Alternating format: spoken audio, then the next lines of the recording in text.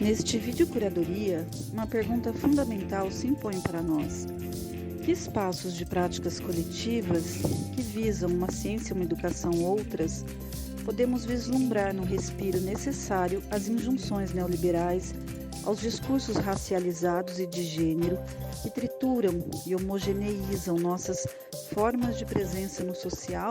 Porque eles incentivavam a gente a não se acomodar, por exemplo, não só ficar na sala de aula. Nas manifestações que tinham, por exemplo, a gente ia para a rua também junto. E aquilo ali era como se fosse uma extensão da sala de aula. Assim como a extensão que a gente busca ter nas escolas indígenas, por exemplo. De não só ficar preso à sala de aula.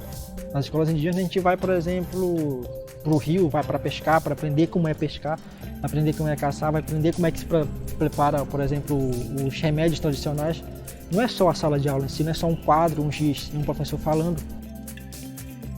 Um deslocamento interessante é o que faz o Observatório Educação Vigiada, que, considerando a recente e desenfreada plataformização da educação pública e a relação que isso tem com o mercado de dados, praticam uma divulgação científica buscando coletar e divulgar informações sobre essa plataformização da educação pública, tanto no Brasil como na América do Sul. Como o que está em questão é uma relação obscura que viola a privacidade de alunos, professores e demais atores educacionais que têm os seus dados coletados de forma indiscriminada, o incentivo a um debate na sociedade em relação aos seus impactos sociais e educacionais é também resistir a esse obscurecimento das relações entre essas empresas de tecnologia de dados e os seus usuários, pois se trata de uma enorme desigualdade de relações em termos de coleta de dados.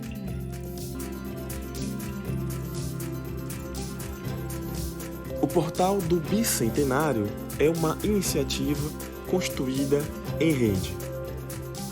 Fazem parte dessa rede universidades, faculdades, programas de pós-graduação, grupos de pesquisa, instituições de pesquisadores e estudantes, sindicatos de docentes, movimentos sociais, cidadãs e cidadãos brasileiros.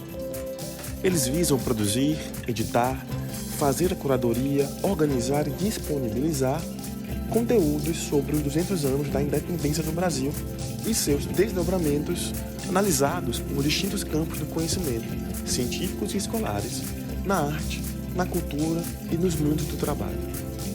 O portal propunha a inter e a transdisciplinaridade de seus conteúdos e ações, assim como uma relação respeitosa e complementar entre os saberes produzidos no âmbito da faculdade, dos centros de pesquisas e aqueles produzidos nas escolas básicas pelos povos tradicionais e também pelos movimentos sociais e coletivos democráticos.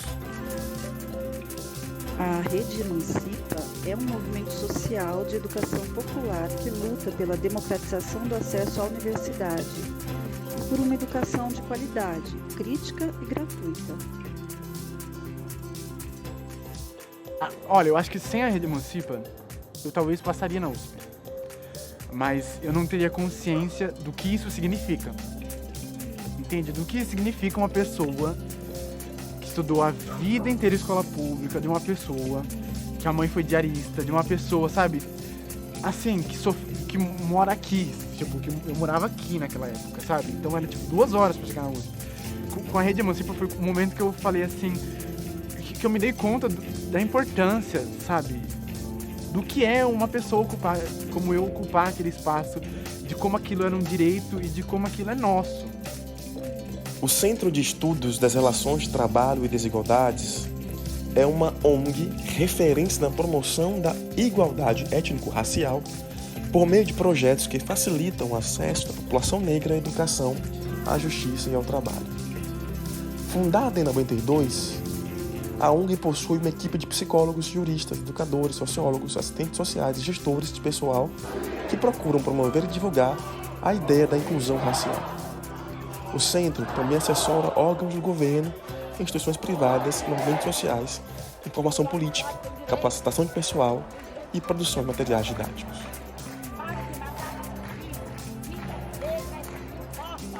Além da máxima que circula no senso comum, produzindo efeitos cotidianos de que a educação transforma, a pergunta que fazemos nos leva a questionar o que se mostra como óbvio. burro igual eu vi a vida toda, não. A minha vida importa, a minha história importa. As pessoas em volta, as histórias delas importam para a gente construir esse conhecimento e valorizar até os conhecimentos que não são valorizados pela academia, por exemplo.